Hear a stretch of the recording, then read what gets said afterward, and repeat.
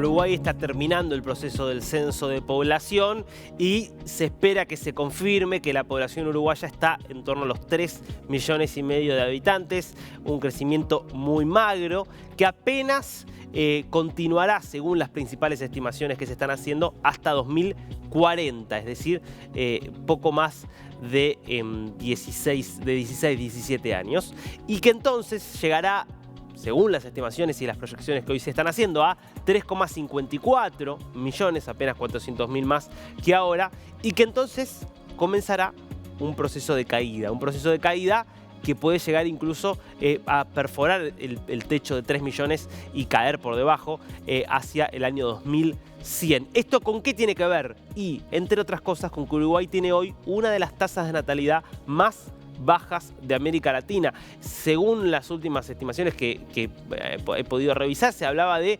aproximadamente 1,5 hijos por mujer. Estamos hablando de una tasa muy por debajo de la tasa necesaria para que la población se mantenga estable, que es de 2,1.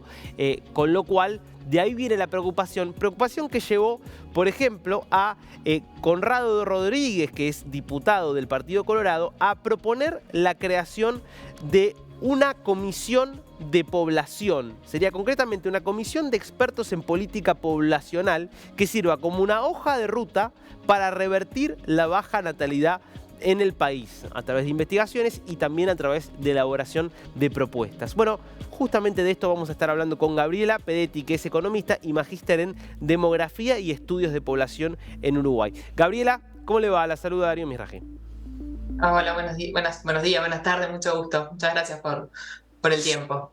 Gabriela, a ver, quisiera empezar por preguntarle si efectivamente empieza a ser un problema en Uruguay o ya es considerado de forma generalizada por los expertos en demografía y en estudios de población el estancamiento, vamos a decir así, de la población uruguaya y la baja tasa de natalidad. Bueno, lo primero que hay que decir es que en realidad nosotros no lo vemos como un problema, le pasa a todas las sociedades y forma parte de la transición. O sea, las personas antes se morían muchísimo, mejoramos la mortalidad, las personas antes tenían muchísimos hijos porque muchos se morían. Forma parte de los procesos en que las sociedades van evolucionando y el comportamiento poblacional va acorde con eso.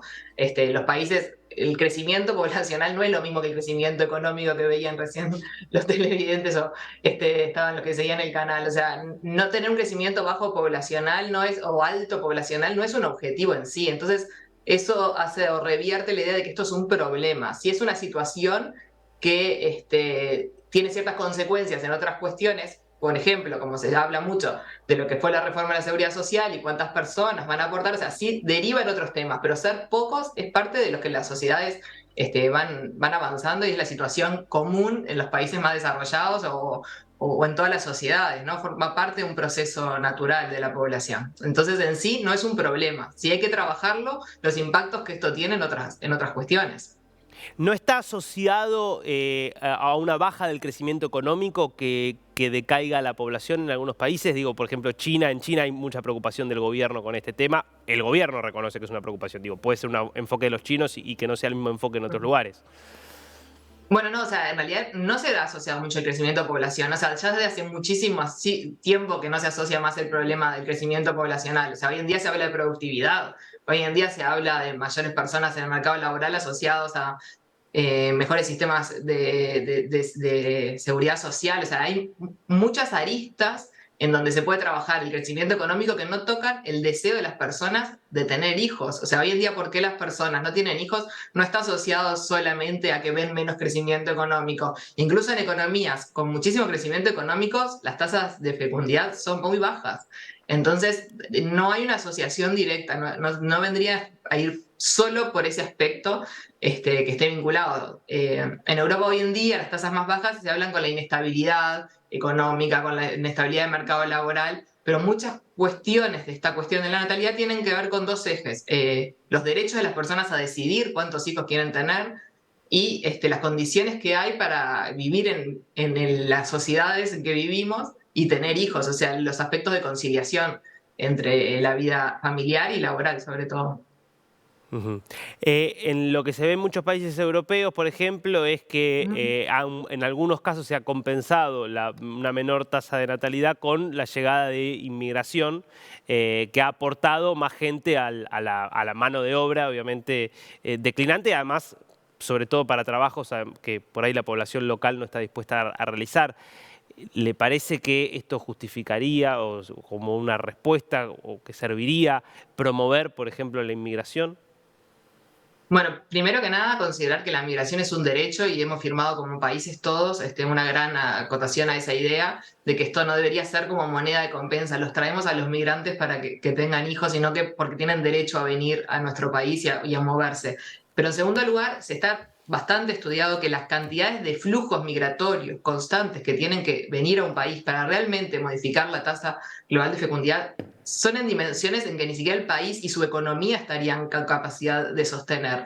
Asimismo, las personas migrantes, en realidad la mayoría de los estudios lo que dicen es que acoplan su situación a la de las personas nativas. Es decir, si hay una baja fecundidad en Uruguay y estas mujeres migrantes y varones migrantes vienen a la realidad uruguaya, no es porque quieren copiarnos, sino porque van a presentar las mismas dificultades que tenemos los uruguayos en términos de las posibilidades de crianza, de sistemas de cuidados, de oferta pública en cantidad de horarios. Entonces, en realidad, realmente los estudios lo que dicen es que la migración en sí no sería quizá el mejor canal para trabajar la baja fecundidad, que son otros de los tipos de políticas y son un combo bastante diverso lo que podrían mover esta cantidad de nacimientos que tiene este desafío poblacional que habla de la cantidad de nacimientos.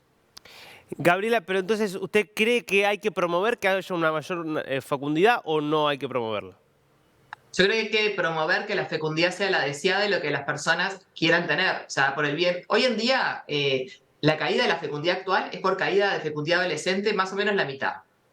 Esas adolescentes, estábamos todos de acuerdo de que mucha gente decía que no, que tenían que tener hijos, tenían que educarse. Entonces, la caída de la fecundidad fue una mala noticia si chicas que no tenían deseos de tener en ese momento de la vida sus hijos no los tuvieron, o esta caída representa que como sociedad estamos mejor porque las adolescentes que no querían tenerlo no lo están teniendo.